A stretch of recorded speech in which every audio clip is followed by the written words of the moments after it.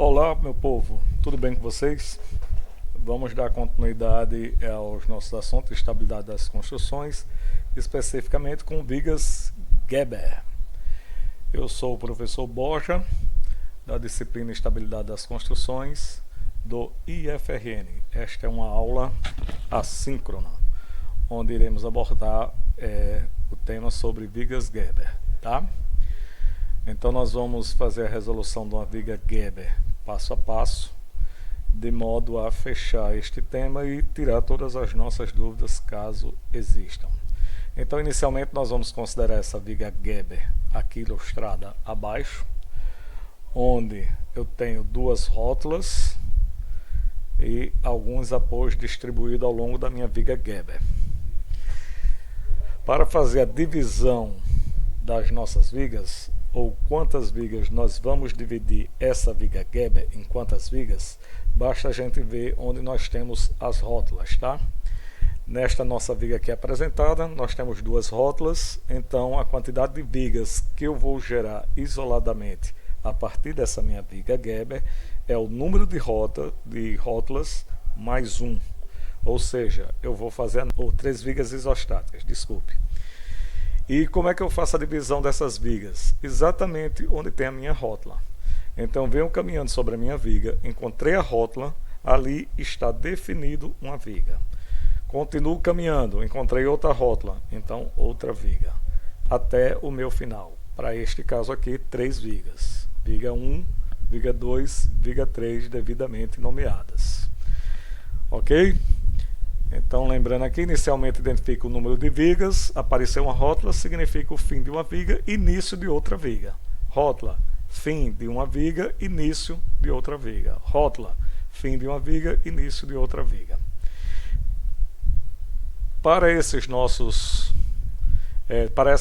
divisões de viga, então nós iremos tratar da viga 1, viga 2 e viga 3. Então, foi feita a divisão de cada rótula e aqui apresentado para que não tenha dúvida do que seria a minha viga 1, a minha viga 2 e a minha viga 3. Sempre bom chamar os nossos lembretes e aqui se chama atenção para as seções chaves. Nós temos nos apoios seções chaves devidamente identificadas e onde tem rótula também será uma seção-chave. As rótulas são seções-chaves. Então, teve uma rótula, ali é considerado uma seção-chave. Também deve estar nomeada. Analisando as 3 vigas definidas que compõem a viga Geber, inicia-se sua resolução, através do cálculo das reações, pela viga de maior dependência. Então, das 3 vigas que nós temos que compõem a minha viga Geber, a viga de maior dependência é a minha viga 2. Se a gente for analisar pelos seus apoios, elas não têm apoios, tá? Elas têm rótulas. Isso significa dizer que ao ter uma rótula, se apresentar uma rótula, uma viga está se apoiando sobre a outra. Então a de maior dependência, que é a viga 2, se apoia na mais independente. No caso, entre a viga 1 e a viga 2 é que se apoia na viga 1. A viga 1, por ter esses dois apoios, um do segundo gênero e outro do primeiro gênero, é uma viga isostática. A minha viga 3 também tem um apoio do primeiro gênero e um apoio do segundo gênero, representa uma viga isostática. Consequentemente, essas vigas independentes dão suporte para a minha viga de maior dependência, que é a viga 2. Na verdade, somente para este exemplo, somente a viga 2 é que tem dependência. As demais vigas, a 1 e a 3, são totalmente independentes. Então, identifiquei que minha viga mais necessitada é a viga 2. Consequentemente, vou começar minha resolução a partir da minha viga 2. Então, eu tenho a configuração da minha viga 2 e tenho aqui as minhas rótulas representadas. A gente vai colocar aqui uma nomenclatura, uma simbologia, indicando que onde eu tiver só a rótula sem esses tracejados em cima e embaixo, será considerado um apoio fixo. Então, no apoio fixo, eu vou considerar um apoio do segundo gênero. Para este tipo de rótula, ele é considerado um apoio móvel. Foi apoio móvel, eu vou colocar um apoio do primeiro gênero. Isto feito, posso determinar as reações que estes apoios têm com relação ao carregamento apresentado, utilizando as minhas três equações de equilíbrio, tá? As velhas nossas conhecidas, que é somar todo mundo na horizontal igual a zero, todo mundo na vertical igual a zero, e o momento em qualquer ponto que eu determine dessa minha viga também terá que ser igual a zero. Com isso, na aplicação dessas três equações, eu consigo facilmente determinar as minhas reações. Ok? No que eu determino essas reações, eu vou partir para a resolução das demais vigas, da viga 1 e ou a viga 3. Na verdade, eu vou resolver as duas vigas, a 1 e a 3. Só que eu teria que ter uma ordem de preferência, mas nesse exemplo apresentado, tanto faz a partir da viga 2, resolvida a sua reação, eu ir para a resolução da viga 1 ou da viga 3, independe qual eu escolho primeiro. Nesse caso, independe de qual viga você irá escolher. Observar que as reações da viga 2 são cargas, as reações presentes na minha viga 2 são cargas que são transmitidas para as vigas que dão sustentação a essa minha viga 2. Então, o que eu tenho de reação com relação à minha viga dependente, para a viga independente, essa reação vai em forma de carga. Viga 3, forma de carga. Estas reações, elas vão com a mesma intensidade, mesma direção, porém com sentidos opostos. Se na minha reação esta força está para cima, quando ela se apresenta como carga na viga 2, esta força estará direcionada para baixo. O sentido dela é para baixo. A mesma coisa na viga 3. Então, esse oposto aqui, olha, de sentidos contrários, isso aqui é válido. Se eu tivesse uma reação com sentido para baixo, essa reação iria para a viga que está dando sustentação nesse bordo, como uma carga, só que no sentido contrário, seria para cima. Isso é só chamando a atenção para ter cuidado no sentido dessas cargas quando houver a transmissão desse esforço, tá? Para a viga que está dando sustentação à minha viga mais dependente. Com isso, a carga minha aqui representada, proveniente de uma reação de apoio da viga 2, a minha viga 3, eu posso determinar as suas reações. Para um apoio do segundo gênero, eu tenho duas reações, uma vertical e uma horizontal.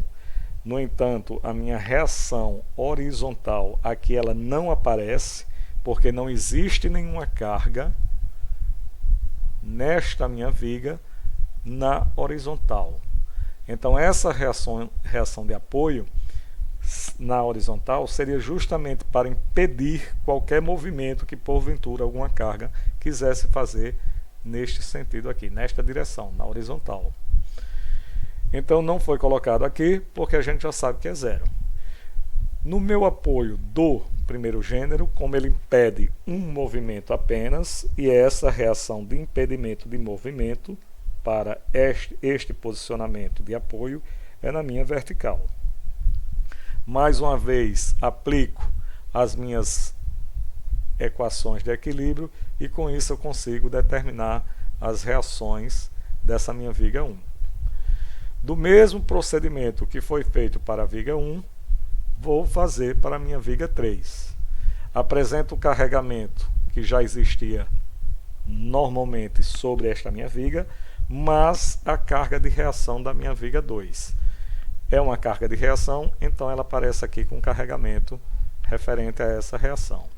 Com isso, eu tenho a composição do meu carregamento, a identificação dos meus apoios e as minhas incógnitas, que seriam as reações que estes apoios provocam na minha viga referente ao carregamento que está atuando sobre ele. Usando as minhas equações de equilíbrio, eu consigo determinar suas reações facilmente. Esse assunto já foi visto em vigas isostáticas, aliás, até em física aplicada. Tá? Um assunto bem anterior à nossa disciplina. Após a resolução das minhas reações, parte para a determinação dos esforços seccionais de cada viga independentemente. Só lembrando que existe também a possibilidade de você determinar estas reações e estes diagramas de esforços da minha viga sem eu precisar fazer esse partilhamento, essa divisão, tá? Mas isto a gente teria que ter uma aula só referente a este tema para ver como se tratava o cálculo, a determinação desses esforços, se eu não quisesse dividir essa minha viga. Só que a gente optou pelo método de divisão viga a viga para facilitar mais o nosso entendimento. Então aqui eu estou apresentando as nossas vigas isoladamente e cada uma com as suas reações. Ora, se para cada viga eu já tenho todas as incógnitas determinadas, o passo seguinte seria determinar os meus esforços.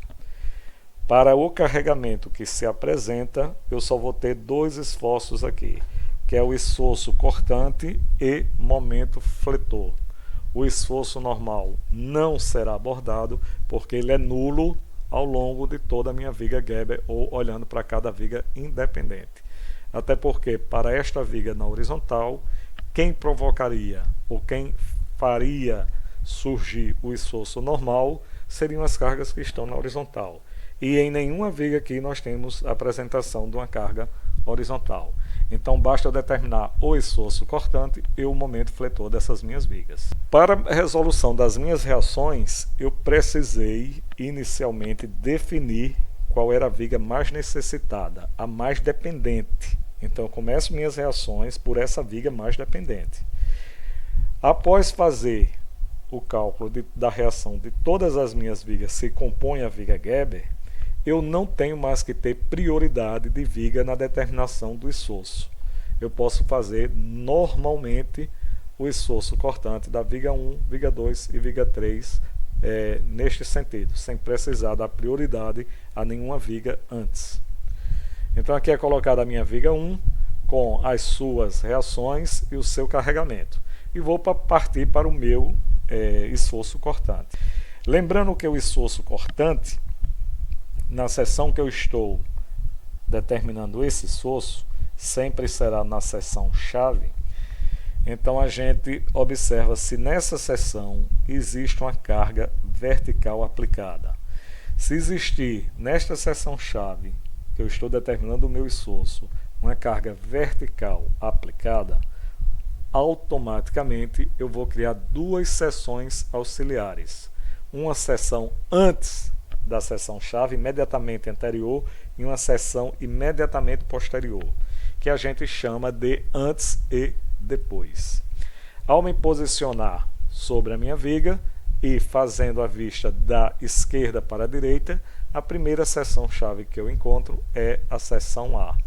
Na seção A existe uma carga concentrada, logo vou ter que criar duas seções auxiliares, uma antes e uma depois. Na seção antes, eu olhando para as cargas que estão à minha esquerda, será positiva as cargas que estão para cima e negativa as cargas que estão com sentido para baixo. Antes é zero. Numa seção antes de A, eu sei que o esforço é zero, porque esta seção está no espaço.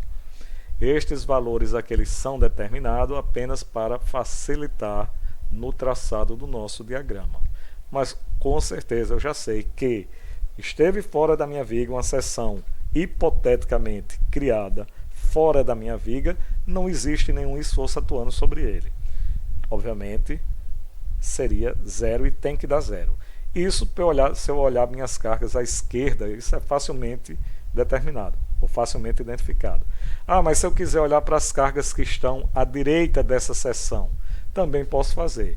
Mas se eu fizer o somatório de todo mundo que está à direita da minha seção, ele também terá que dar negativo. Terá que dar zero. Negativo não. Zero. Zero. Então, determinei em A o esforço cortante zero. Próxima seção é uma seção A depois. Seção A depois. Imediatamente depois. Ou seja, aqui está a minha seção. Estou me posicionando nela e vou olhar para a minha esquerda. A gente convencionou de sempre ficar olhando para a esquerda, até a gente pegar a maturidade, a experiência e muitos exercícios, que aí eu vou olhar para um lado para o outro com uma maior segurança. No momento a gente só está olhando para um sentido para poder uniformizar os nossos cálculos. Então, se eu estou em A depois, imediatamente depois de A, numa seção imediatamente depois de A, e olhar para a minha esquerda, a única carga vertical que tem à esquerda dessa seção é essa de 46,8. E ela está para cima. Então, se eu estou à esquerda e a carga está para cima, é positivo. O valor é positivo desse esforço. Então, VAD mais 46,8. Então, foi determinado o esforço cortante numa seção auxiliar depois de A. Continuo caminhando sobre a minha viga até encontrar a minha próxima seção-chave. Cheguei em B, que é a minha próxima seção-chave. E aplicado em B, eu tenho uma carga vertical. E também tenho carga distribuída, tá? Mas essa metodologia de se criar essas seções hipotéticas auxiliares antes e depois, a gente vai adotar somente para quando tem uma carga concentrada vertical. Então eu estou aqui em A, em B, e vou criar uma seção antes e uma seção depois. Então, se eu estou em B antes, eu estou posicionado aqui. E vou olhar para onde? Para a minha esquerda.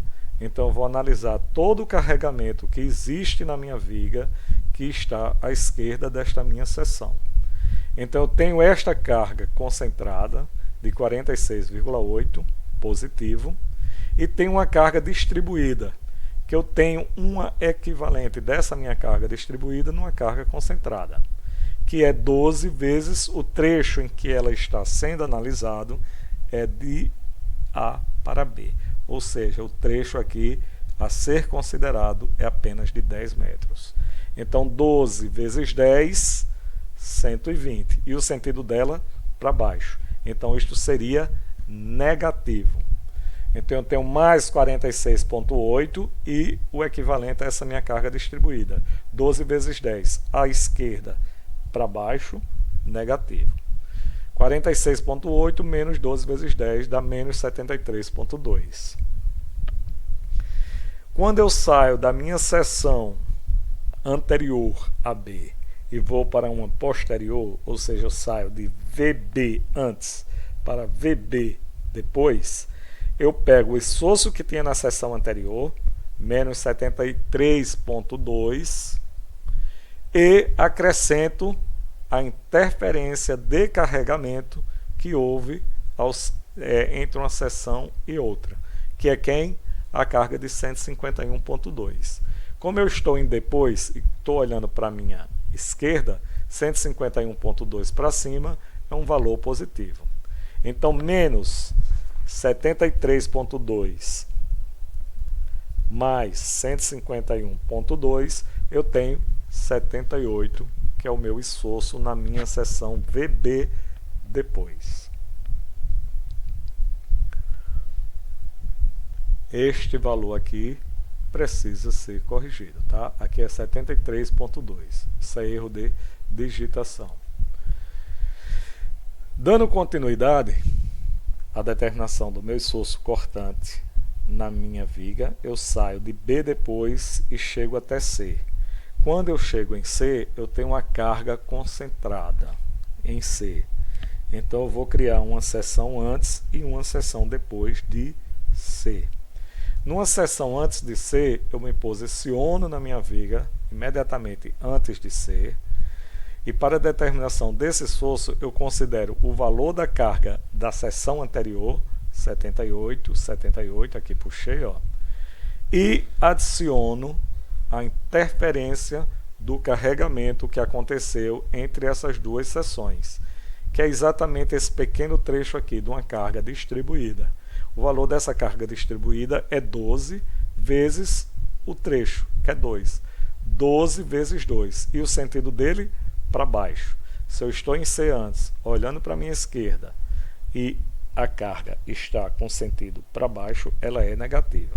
Segundo o que a gente convencionou aqui em termos de esforço, qual seria o sinal a ser adotado. Então eu tenho 78 do anterior menos 12 vezes 2. Dá quanto? 54 kN. Isto numa seção antes de C. Numa seção depois de C, eu pego o valor da anterior, 54, e subtraio o que houve de interferência. Na verdade, eu adiciono, só que como ela é para baixo, ela vem como negativo, menos 54. Então, 54 menos 54, 0. Com certeza, tem que dar 0, porque numa seção depois de C, esta seção está onde?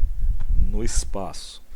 Se é uma seção hipotética analisada no espaço, não existe interferência nenhuma de carregamentos que possa provocar um esforço nessa seção.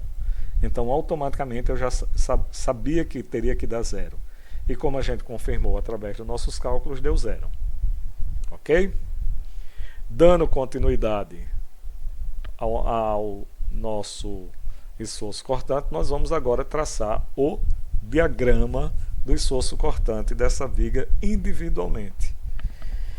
Então eu tenho a minha viga 1, os esforços eu chamei ele todos para cá, para quando eu for marcar esse meu esforço determinado em forma de diagrama, eu possa fazer o seu traçado com maior facilidade. Então, como é que é feito o traçado do diagrama? Como a gente já viu em vigas isostáticas. Vou fazer uma representação do meu eixo longitudinal da viga paralelo à minha viga que eu estou analisando. Então, o que está em azul aqui é a representação da minha viga, do meu eixo longitudinal. E acima da representação desse meu eixo longitudinal, eu vou marcar os valores de esforço cortante positivo.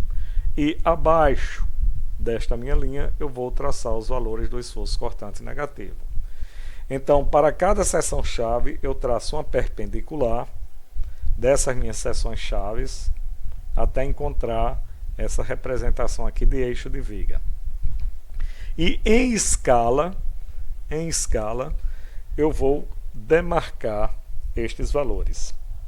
Em A antes eu tenho 0, em A depois eu tenho 46,8. Quando chega em B antes, eu tenho menos 73,2, depois eu tenho 78. Em C, isso foi em B. Em C, eu tenho antes 54 e depois 0. Agora, basta eu unir estes valores através de linhas cheias. Tá? Então, eu saio do antes de A, encontro depois de A, linha cheia. Saio do depois de A, encontro o antes de B. Saio do antes de B, encontro depois. Saio do depois, encontro antes. Saio do antes, encontro depois. Até o meu traçado ficar aqui marcado. Vou fazer o achureamento deste meu diagrama, de forma a identificar facilmente, já que se está em escala, qual é o valor desse esforço cortante em qualquer ponto ou em qualquer seção da minha viga. Se isso está em escala, basta eu chegar na seção que eu desejo saber esse esforço e fazer a sua medição, já que está em escala aqui no eixo Y de kN. Tá? O que eu vou chamar a atenção aqui é para onde o meu diagrama de esforço cortante tocar o meu eixo que representa a minha viga, é porque naquele ponto onde o esforço cortante é 0, o meu momento fletor é máximo. Isto nós vamos fazer uma aula só para a determinação do momento fletor máximo. Ok? Então aqui está feito para a minha viga 1 o meu traçado. Lembrando que este valor aqui está errado. Ele é o mesmo do anterior. O mesmo do anterior é 73,2. Mas eu vou fazer essa correção, tá? Para a minha viga 2, dando continuidade à determinação do meu esforço, eu tenho duas seções que eu preciso determinar esse esforço. É em C e em B. Em C existe carga concentrada. Eu faço o antes e o depois.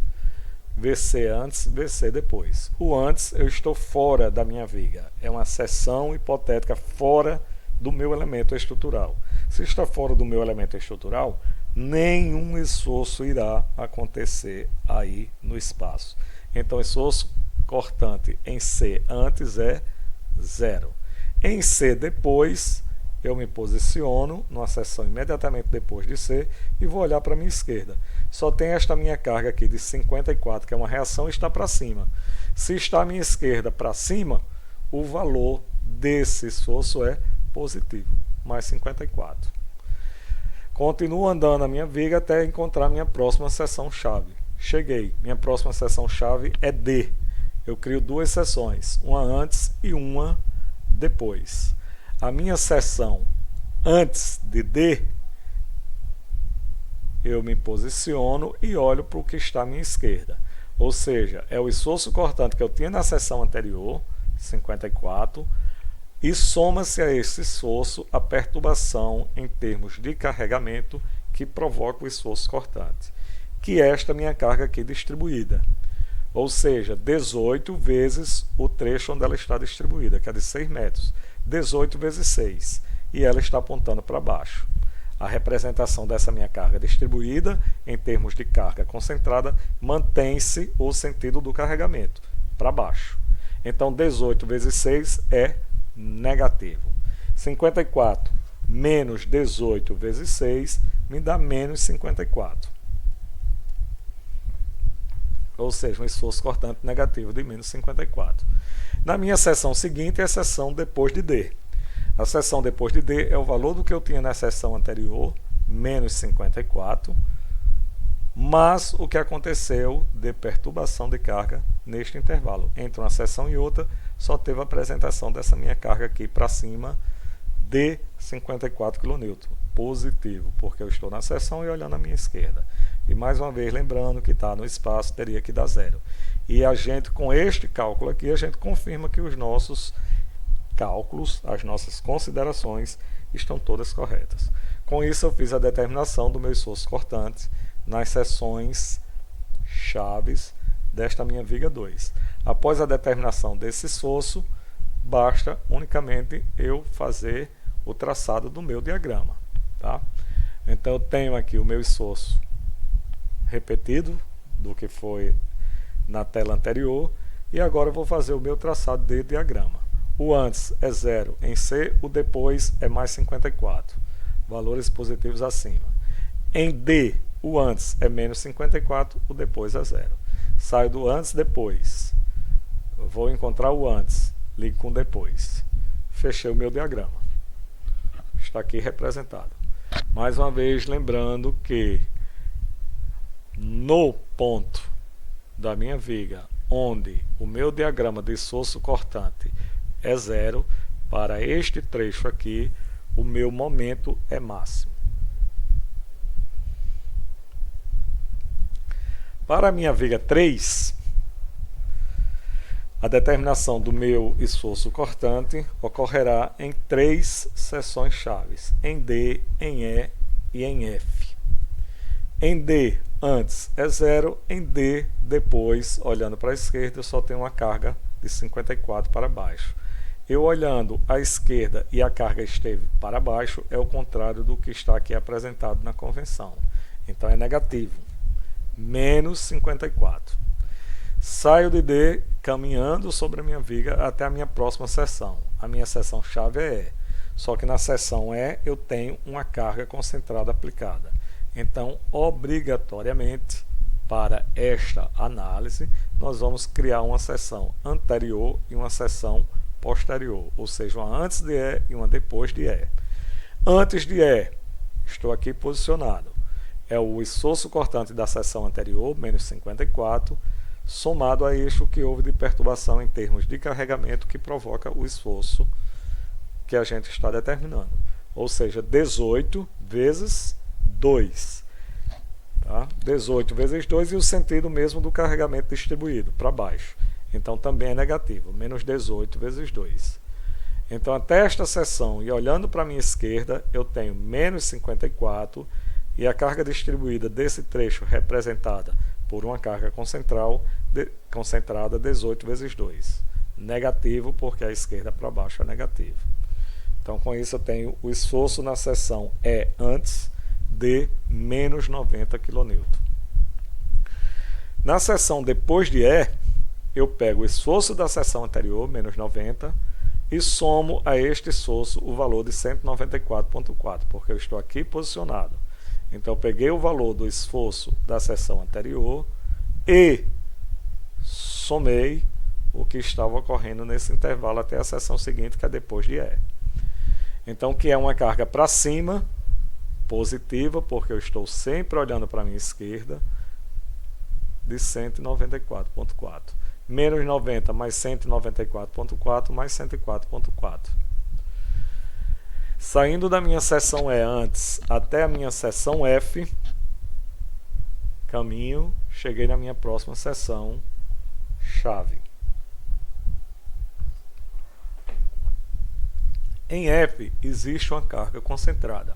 Vou criar antes e depois, duas seções auxiliares. O antes é o esforço que eu tinha na seção anterior, 104, com o que houve de interferência em termos de carregamento, que é 18 vezes 10, e o sentido para baixo, logo, é negativo.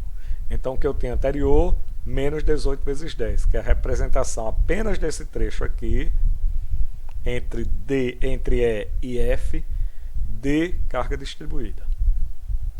104,4 menos 18 vezes 10, menos 180, eu tenho menos 75,6. Então, na minha seção F antes, o esforço cortante é de menos 75,6. E o esforço cortante depois de F é zero. Por quê? Porque eu estou no espaço, automaticamente eu sei que é zero, mas vou continuar nos meus cálculos só para confirmar que eles estão totalmente corretos. Pego o esforço anterior e adiciono o que houve de interferência. Uma carga para cima, na análise, na seção que eu estou olhando à esquerda, ela é positiva. E com isso, zerou. E teria que dar zero. Eu já sabia de antemão que esse esforço cortante era zero. Com isso, eu faço o traçado do meu diagrama do esforço cortante da minha viga 3. Tá? Este traçado aqui, para cada seção-chave, eu puxo uma perpendicular e, a partir da minha linha, que representa o meu eixo longitudinal da minha viga, eu marco os valores positivos e negativos. Os positivos acima e os negativos abaixo. Tá? Nunca esquecer que no diagrama de esforço cortante é assim que nós vamos proceder, marcando os valores positivos para cima e os negativos para baixo. Em D antes é 0, depois 54. Em E antes, menos 90, depois 104,4. Em F antes, menos 75,6, depois 0. Saio do antes, encontro depois. Chego no antes, vou para o depois. Chego no antes, vou para o depois. Com isso, eu tenho o traçado do meu diagrama do esforço cortante da minha viga 3. Neste exemplo aqui, a gente fez isoladamente, viga por viga, o meu diagrama de esforço cortante. Mas é interessante que a apresentação do diagrama de esforço cortante, você apresente todo mundo junto. Tá? Isso não significa dizer que você apresentando isoladamente estará errado, de forma alguma. Era só para facilitar o entendimento. Facilitar o entendimento e a verificação da correção dos meus valores. Ó. Eles aqui vão estar sempre iguais, tá? Determinado o esforço cortante, vou fazer o momento fletor de todas as minhas vigas. Para o meu momento fletor, eu vou me posicionar da minha seção e olhar para a minha esquerda, continuo olhando para a esquerda, como a gente já adotou como uma regra para a nossa turma aqui, para as nossas aulas. Olhando à minha esquerda, as cargas que estiverem à esquerda da seção, que eu estou determinando o esforço, e provocar momento fletor positivo, ou seja, tendência de giro no sentido horário, então este momento será momento fletor positivo. Se eu for olhar para a minha direita, será um momento fletor positivo as cargas que tiverem ocasionando momento com tendência de giro no sentido anti-horário. Tem que se fixar bem nesta convenção aqui, para a gente não pensar que sempre foi horário é positivo. Não é, tá? No diagrama de momentos, a convenção é essa daqui. As cargas que provocarem tendência de giro no sentido horário, positivo à direita. Se for à esquerda. Se for à direita, o que provocará momento fletor positivo, a tendência de giro é no sentido anti-horário. Na verdade, a tendência de giro de flexão da minha viga.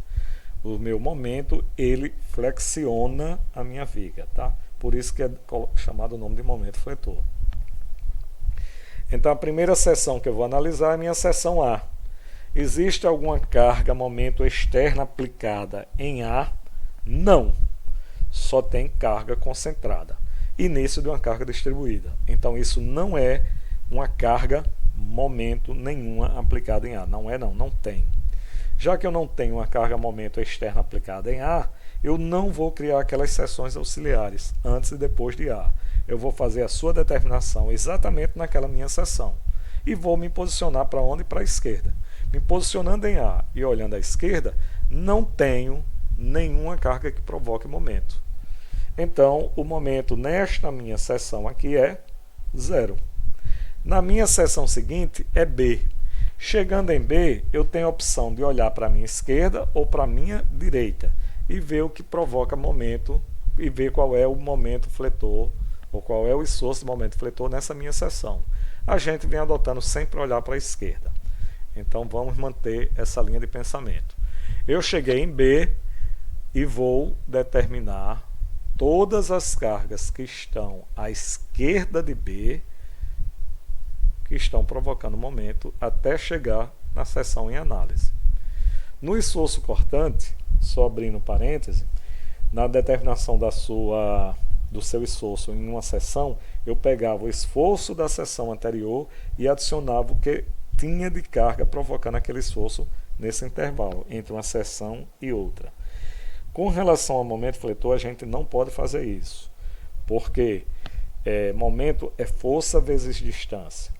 Então, se eu estou numa seção, eu não posso olhar o que estava acontecendo na anterior e acrescentar o que houve de intervalo entre essas duas seções. Porque o que estava acontecendo na anterior com relação à seção que eu estou analisando, houve uma variação na minha distância. Se houve variação na minha distância, então eu não posso mais adotar este critério. Eu tenho que sempre em cada seção fazer os cálculos todos novamente. Então me posiciono em B e vou olhar para tudo que está à esquerda. A primeira carga que eu encontro é essa daqui, de 46,8. Provoca momento, 46,8, e um momento com tendência de giro horário, ou seja, será positivo, 46,8 vezes a distância, 10. E tenho essa minha carga aqui distribuída, olha, apenas neste trecho aqui, de 12 kN vezes 10. Transformei isso numa carga concentrada, equivalente. E posiciono esta equivalência de carga concentrada referente a esta minha carga distribuída exatamente no meio do vão. No meio do vão que está sendo feita a consideração, tá? Então eu tenho aqui 12 vezes 10 e a distância até o ponto que eu estou determinando no momento, até a minha seção. Ou seja, a metade de 10, 5. Então, menos 12 vezes 10 vezes 5. E negativo porque a tendência de giro aqui é anti-horário. A esquerda, anti-horário, é o contrário do que a gente colocou como positivo. Então, 46,8 vezes 10, a distância dessa reação até B, e menos 12 vezes 10 vezes 5, que é a distância do equivalente dessa carga concentrada até o ponto B. Fazendo esses cálculos, nós temos 132. Chamando a atenção aqui só para a unidade, tá? Como se trata de momento fletor, a nossa unidade é quilonewton-metro, porque as forças estão em quilonewton e as distâncias entre uma seção e outra está em metro. A minha próxima seção é C. Ora, se eu estou em C e eu posso determinar o seu esforço olhando para a minha esquerda ou para a minha direita, se eu olhar para a minha direita, esse esforço é zero. De cara já é zero. Por quê? Porque a esquerda, ou a direita dessa minha seção, desculpa, a direita, não tem nenhuma carga que esteja provocando momento em C.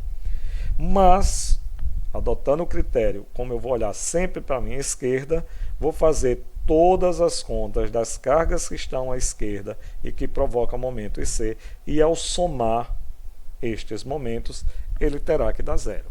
E se confirma. Menos 46,8 vezes 12, olha que muda-se a distância. Aí agora, ao invés de pegar só trecho de carga distribuída entre A e B e trecho de carga distribuída entre B e C e fazer duas contas, aqui a gente optou por fazer uma conta só. Ou seja, eu pego o equivalente de todo esse carregamento, já que ele é constante, tanto no trecho como no outro, 12 vezes 2, e ele vai estar colocado, posicionado exatamente no meio desse trecho aqui. Se ele está entre esse trecho de 12 metros, ele está a 6 até o ponto C. Então, menos 12 vezes 12 vezes 6. Menos 12 vezes 12 vezes 6. E por último, esta minha carga aqui, em relação a C, provoca um momento fletor positivo, com tendência de giro horário. 151 vezes 2. Ao fazer toda essa conta aqui, essa conta dá zero. E o que já era esperado, zero. Determinado o seu esforço, nós vamos traçar o nosso diagrama. Diagrama de momento fletor. Em A deu zero, em B dá 132,0. Aqui nós identificamos mais um erro, que esse 132,2 aqui não é positivo, tá? Ele é um valor negativo, porque quando chega na determinação ou no traçado do meu diagrama de momento fletor, os valores negativos é que são marcados acima dessa linha longitudinal que representa o eixo da minha viga. Então, esse 132 aqui ele é negativo, tá?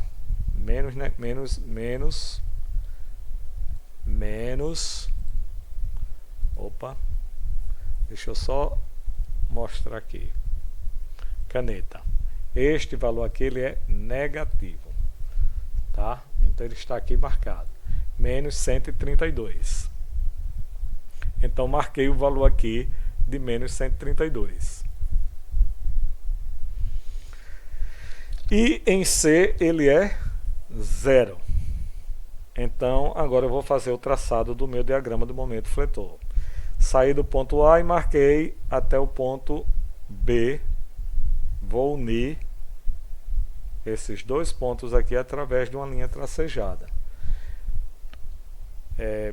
A regra é que quando houver carga distribuída no trecho onde você está fazendo o seu traçado de diagrama, você traça uma linha tracejada unindo esses dois pontos e no meio deste intervalo, ou seja, aqui em 5 metros desse apoio A e 5 metros de B, eu traço uma perpendicular ao eixo longitudinal da minha viga.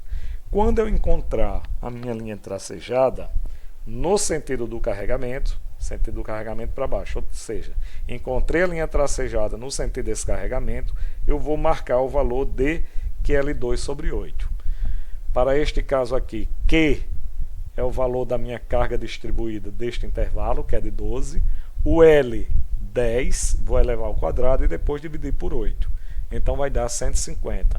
Este valor aqui, 150, é marcado, olha, Está aqui, este comprimento aqui, na escala que eu estou adotando, este comprimento vale 150.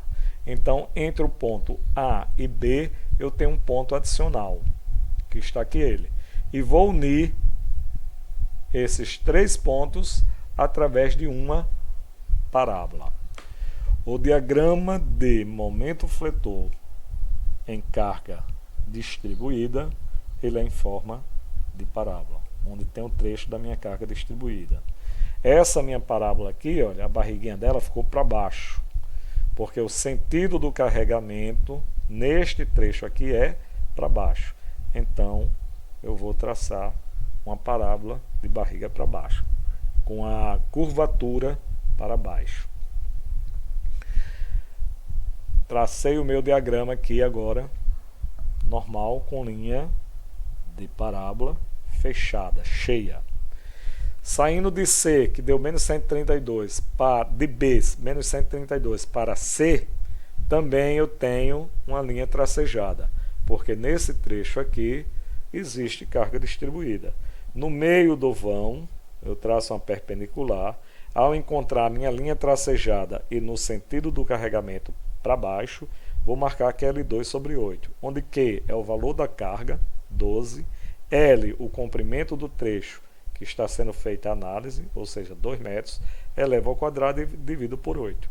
Vai dar 6. Tanto é que aqui fica quase imperceptível a curvatura dessa minha parábola, porque o valor aqui, a escala, não permite a gente visualizar com destaque essa curvatura, tá? Mas ela não é uma reta, ela é uma parábola. 3 pontos unindo uma parábola. Isto, diagrama da minha viga 1, diagrama do momento fletor da minha viga 1. Para a minha viga 2, eu tenho 2 pontos, 2 seções, C e D. Em C, o meu momento é 0 e em D, o meu momento também é 0. Ora, se é 0 aqui e 0 aqui, eu vou traçar o meu diagrama através de uma linha tracejada, unindo esses 2 pontos. E no meio do carregamento distribuído, a partir da linha tracejada, porque a linha tracejada aqui está se confundindo com o eixo que está representando a minha viga.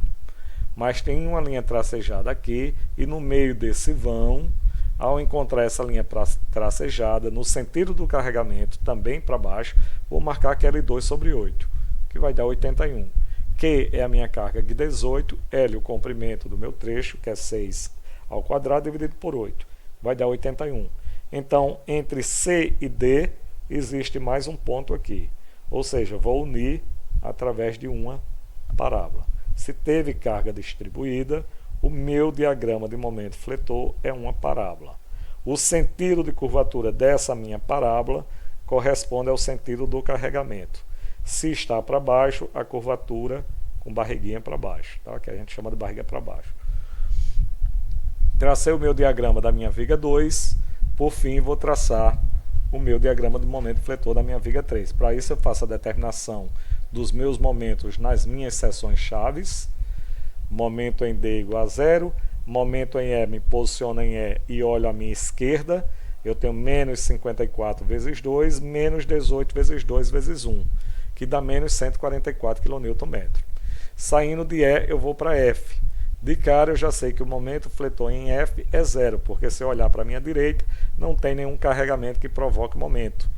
Então o momento é 0, mas como a gente está sempre olhando para a esquerda, esses cálculos são aqui apresentados para que não fique dúvida que o momento aqui tem que ser 0. Se não der 0, vai dar próximo de 0, porque muitas vezes você faz arredondamentos na determinação dessas reações que acaba interferindo aqui no resultado dos seus esforços. Mas vai dar bem próximo de 0, tá? Com isso eu traço o diagrama de momento fletor da minha viga 3, lembrando que nos trechos onde tem cargas distribuídas, são feitas linhas tracejadas. No meio desse vão, ao encontrar a linha tracejada, no sentido do carregamento, ou seja, para baixo, para este caso, que é L2 sobre 8. Aqui é a mesma coisa. Fiquei com 3 pontos, parábola. Fiquei com 3 pontos, parábola. E essas parábolas, o sentido de curvatura dela é o mesmo do carregamento. E também posso fazer a apresentação desses diagramas de uma forma única, tá? Aqui eu ainda deixei separado, que era para a gente conseguir visualizar viga por viga esse diagrama. Mas eu poderia traçar um diagrama único aqui, todo mundo junto. Ok? Com isso, finaliza a nossa aula de vigas Geber. E até a próxima com pórticos.